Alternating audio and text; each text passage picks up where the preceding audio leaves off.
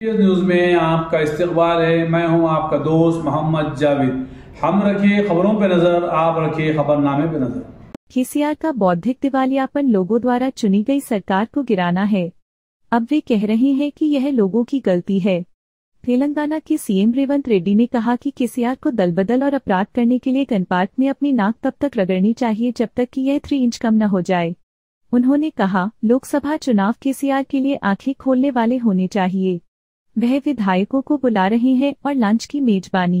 ప్రజలు ఎన్నుకున్న ప్రభుత్వం 65 మంది ఎమ్మెల్యేలను గెలిపిస్తే మెజారిటీతో ఉన్న ప్రభుత్వాన్ని 3 నెలల్లో పడగొడతామని బీజేపీ బీఆర్ఎస్ రోడ్ల మీద రంకెలేస్తుంటే మరి గాలికి వదిలేయాలన్నా వాళ్ళు ఎటు చేస్తే అట్లా?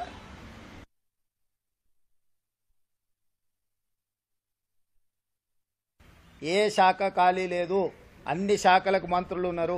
నా దగ్గర ఉన్న శాఖలకు నేను క్రియాశీలక మంత్రికి ఏమైనా పరీక్షలు నిర్వహించకుండా వదిలేసినామా? 10th క్లాస్ ఎగ్జామ్స్ నిర్వహించలేదా? ఇంటర్మీడియట్ ఎగ్జామ్స్ నిర్వహించలేదా? ఇంజనీరింగ్ ఎగ్జామ్స్ నిర్వహించలేదా? పరీక్షల ఫలితాలు విడుదల చేయలేదా? ఎక్కడైనా గతంలో జరిగినట్టు ఏమైనా లోపాలు జరిగినాయా? నిర్దిష్టమైన ప్రణాళికతో ముందుకెళ్తున్నాము.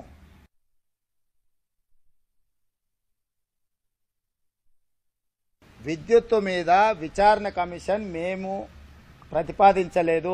మాజీ మంత్రి జగదీశ్వర్ రెడ్డి గారు అసెంబ్లీలో విద్యుత్తు కొనుగోలు కానీ విద్యుత్ సంస్థల నిర్మాణం